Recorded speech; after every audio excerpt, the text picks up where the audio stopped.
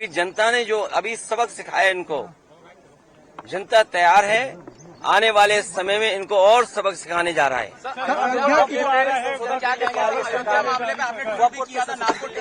देखिए मेरे पत्रकार साथियों, सच्चाई आप भी जानते हो। भारतीय जनता पार्टी साजिश, चुनाव से पहले भारतीय जनता पार्टी षड्यंत्र करना चाहती है चुनाव से पहले, और उनका लक्ष्य पहले दिन से रहा है कि समाजवादियों को कैसे बदनाम किया जाए, और खास कर के मुसलमानों को लेकर के उनकी जो सोच है वो अनडेमोक्रेटिक है, अनकॉन्स्टिट्यूशनल है। ये सोचिए एक मुख्यमंत्री योगी, तो इसका मतलब ये है कि अगर कोई योगी अगर वो लोकतंत्र पर भरोसा नहीं करता है और कॉन्स्टिट्यूशन पर भरोसा नहीं करता, वो योगी नहीं हो सकता है। मैं 3 घटनाओं का उदाहरण देना चाहता हूं आपके सामने। पहली घटना हाथरस, जिसमें एक साधु संत के कार्यक्रम के लिए परमिशन के लिए भारतीय जनता पार्टी के विधायक और नेताओं ने लिखा था, लेकिन जो प्रशासन को काम करना चाहिए था, उस जिम्मेदारी से सुरक्षा और उन चीजों का इंतजाम करना था, वो नहीं किया, जिसका परिणाम ये हुआ कि बड़ी संख्या में लोगों की जान चली गई। न केवल जान गई है, उनका नुकसान हुआ बड़े पैमाने पर। बहुत से लोगों का हाथ पैर या जो भी नुकसान हुआ, उसका कोई मदद सरकार ने नहीं की।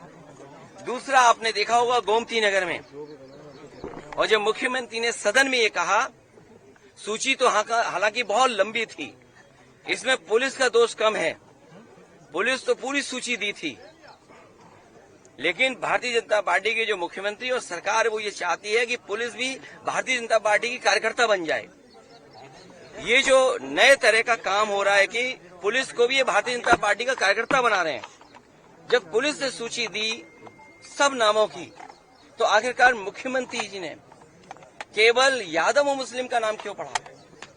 और सच्चाई पुलिस भी जानती है कि जिसमें कि यादव का जिसका नाम लिया है, सुनने में आ रहा है कि वो फुटिंग में नहीं था, जो कैमरे की जो तस्वीर है उसमें नहीं है, वो कैमरे में नहीं था, क्योंकि वो चाय पीने गया था और पुलिस को यादव मिल गया, इसलिए उसको जेल भेज दिया। मैं आपके सामने कहना चाहता हूं, ऐसे लोग जो कानून का उल्लंघन कर रहे हैं और भारतीय जनता पार्टी का कार्यकर्ता बनकर के काम कर रहे हैं, जब कभी भी सरकार आएगी, ऐसे अधिकारियों के खिलाफ भी कार्रवाई होगी।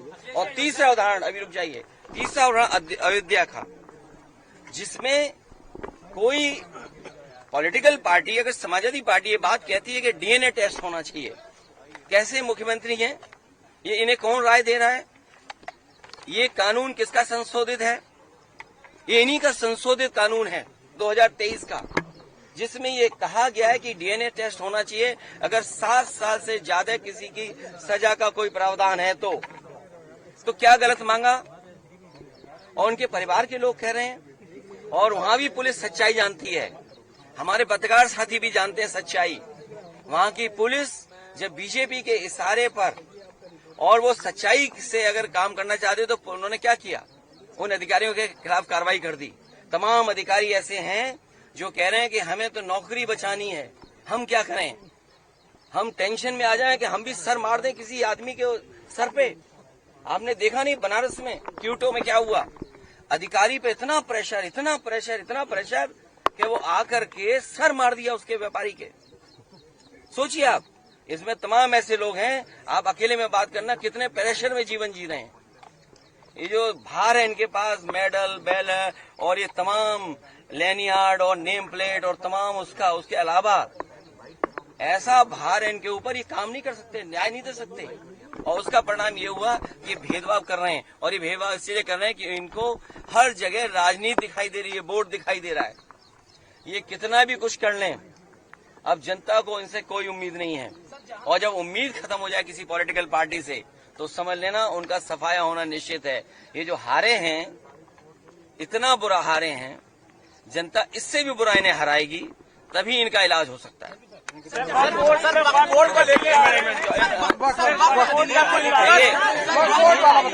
देखिए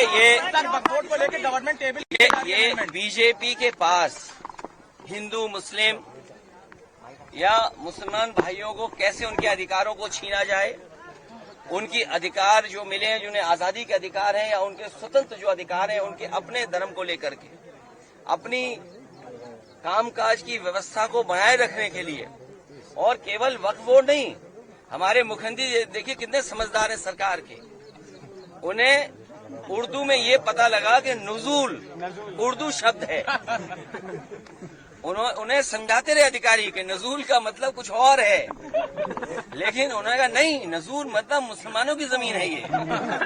सोचो, जो व्यक्ति केवल उर्दू के शब्द नजूल को लेकर के पूरा प्रयागराज खाली करा रहे थे, पूरा गोरखपुर, और गोरखपुर में अपना स्वार्थ है उनका कुछ, या उनके सहयोगी साथियों का स्वार्थ है, उसकी वजह से बताइए उर्दू का शब्द नजूल, तो मुख्यमंत्री जी क्या कानून ले आए। तो ये बात आपको भी समझ में आ रही है, लेकिन हम लोग इसके खिलाफ रहेंगे।